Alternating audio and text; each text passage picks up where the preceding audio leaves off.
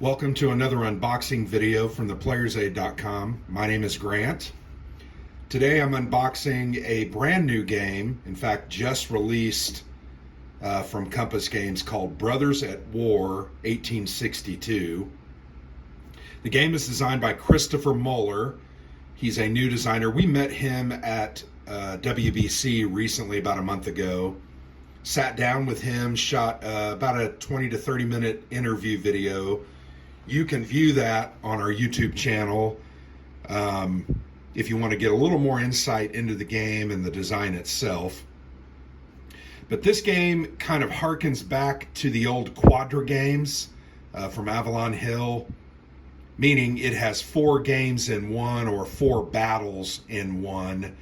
You can see, and these battles are chosen from 1862 in the American Civil War. But you have Antietam, Fox's Gap, Mill Springs, and Val Verde.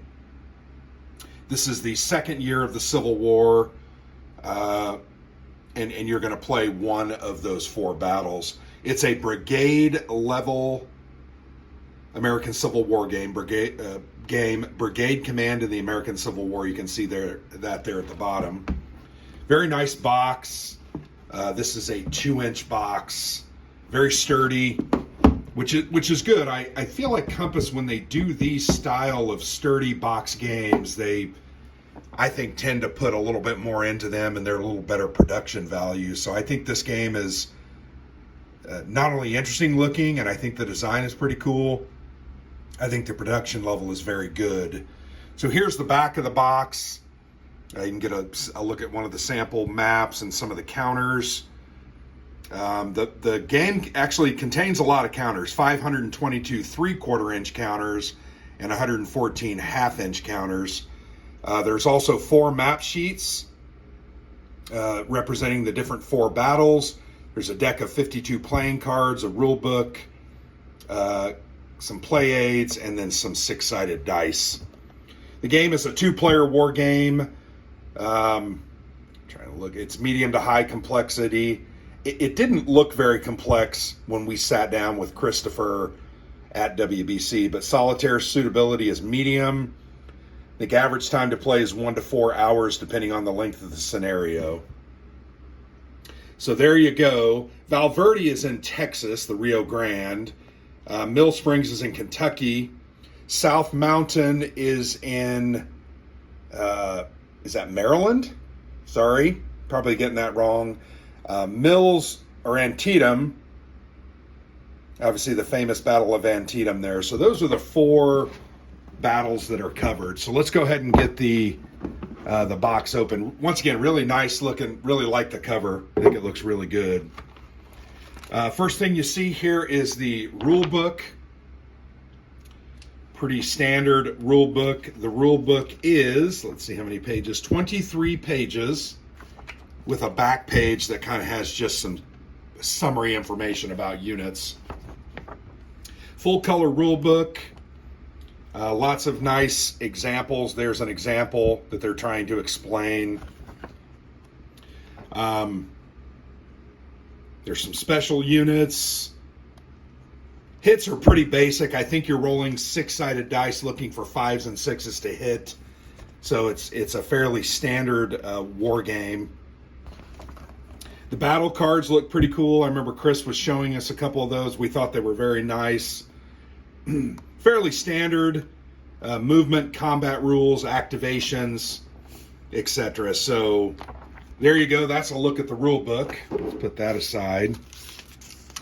There is looks like a simple errata or note that was included. The backs for South Mountain, Fox Gap should be Antietam. Miller's Cornfield on the back for Antietam. I guess these are the cards, the off-board artillery cards. So I'll have to remember that when we get to setting those up. 6 6-sided dice, 3 gray, 3 blue, sealed for freshness here in this package. Here is the package of cards. Remember, there's 50-some cards. Let's go ahead and rip into that. Man, I never have good luck with these. I always have to end up using my teeth. And my mother would kill me. She always told me we don't go to the dentist, Grant, so you can use your teeth as as tools. Here's a look at the cards, so turn those back over. So these are off-board artillery cards, but it sounds like there's South Mountain and Fox Gap. They say, I'm not sure what that note said, don't remember, frankly. Here's some player aids with artillery ranges. Here's some more off-board artillery cards, and then you get to, these are the combat cards for the game. Really nice looking art on the backs. I think they're really well done graphically. I believe Christopher is an artist by trade, so my guess is he did a majority of the graphics. But here's just an example. Play when an enemy unit stack enters a hex adjacent to a friendly unit. Point blank fire. Friendly unit stack may conduct point blank fire. So just some different skedaddle. That's hilarious. Play when a friendly unit or stack becomes the target of fire or assault. The enemy unit stack becomes finished. Don't know exactly what that means. The friendly unit stack retreats and becomes disrupted, if not already. So run away, stampede, just a whole host of different event type cards. And then these look like special cards. Not sure what these are probably for Valverde, if I were guessing.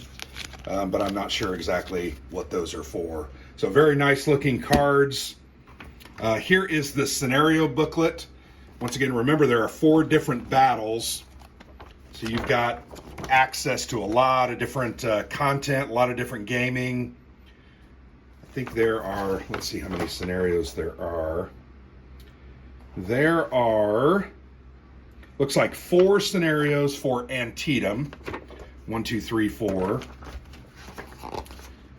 So let's go ahead and, so very nice. You know, you got your full color setup sheets and then some special rules. Looks like there are 3 scenarios for Fox's Gap. Let's go to the next one. There are 3 scenarios for Mill Springs. Very nicely done scenario booklet, by the way. These are really great. And then 3 scenarios for Valverde. So yeah, really nice scenario booklet, great art, bibliography, special rules, designer notes, and then just the scenarios set up and special rules for those scenarios. Very nice. Let's go ahead and get to the maps. These are not mounted maps, but there are 4 of them. I'm going to try to at least lay a couple of these out. Very nice, very thick paper. They're paper maps, but I'm okay with that. You throw plexi on these, they're going to look fine. They're going to wear well. So here you have the Rio Grande River here, which makes up a majority of the map. And then you just have open terrain with some brush and some elevated hexes here and or depressed hexes there in the old riverbed. And then there at the top, you've got things like the turn record track with different events or different units that become available. Actually, Valverde is the New Mexico territory. Sorry, I think I said Texas. But that's one of the maps. That's Valverde. Once again, there's 4 of these. So here's a look at the other, just to kind of show you. Really like the colors. Antietam at the top, South Mountain in the middle, and then Mill Springs. Sorry, I had it flipped over. Mill Springs. So very nice. Let's go ahead and look at South Mountain. I'm always drawn to a good green. So yeah, very nice map. Let's go ahead and kind of pan up and see the entirety of it for you. That's so tight. I'm not sure why it's so tight. Hard to move. You have some cornfields, some brush, roads, stone walls. Those are obviously going to offer some good protection. Not a lot of line of sight here. You're going to have to move up and then cross these open fields to get at units. You're going to have to be fairly cagey about that. So that's a look at the maps. Let's go ahead and check out the counters. Remember, there was like 500, 600 counters. Pretty big counters too. 1, 2, 3, 4, 5 counter sheets. Well, and those just popped right out of the sprue. So that's they look good. They just popped right out of that sprue. So you're gonna see a lot of holes there. So just take a look at some of those units.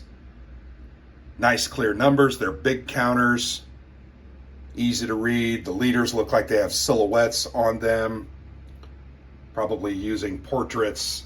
Here's some of the activation markers here on the right. You got some of the artillery on the back side. Most of these are double-sided counters. Well, they're just falling out of the sprue. You'll have to clip these, but they're very nice counters. There's one of the activation counters. That's just a really nice looking counter. So yeah, there's 5 of those. Ooh, you get a whole counter sheet of just, these are probably damage markers or disrupted markers. Just a whole bunch of those. So you got basically 4 counter sheets worth of units. And then here you have some butternut Confederate units there. So yeah, really nice looking game. Very excited about it. Very excited to play it. I forgot to show you the multitude of player aids. Whole bunch of player aids here, by the way. So these are, I think, the setup. Oh yeah, these are the cohesion trackers. So you're gonna have to track the cohesion, and you can become exhausted, and then you're not able to fight. I think that's kind of a nice addition. Here is the activation track for one of the battles in Antietam, Val Verde. Here's another of those activation exhaustion charts. Activation chart there for Mill Springs, leaders, and then you have 2 bifold play aids. I'll show you. Really well done. Lots of good information from the terrain effects there in the upper left, the different types of terrain, and then over here you have the the counter kind of anatomy, movement points, commander and skirmish, limbered and unlimbered artillery. Here you have your combat resolution, saving. And the other thing that was cool about this, you roll to hit, but then the defender gets to roll to defend, which I always think is a fun and interesting way to deal with combat. So there you have it. Let's go ahead and I wanted to kind of get those set up over here. Nice looking game. I think it's going to be a joy to play. I look forward to getting this one to the table. Chris is a very interesting fellow. We also, while we were at WBC, got a look at one of his upcoming games called Burning Banners, and it is a sci-fi type war game. Looked very interesting, and the art was fantastic. So really looking forward to that one. I think he's still got a ways to go on it, but this is a look at Brothers at War 1862 from Compass Games. Really fresh off the printer. Just got this about a week and a half ago. We want to get this one played because ACW games are always interesting, and this one looks eminently playable with a lot of content. So thanks for watching. I've been Grant for the Player's Aid.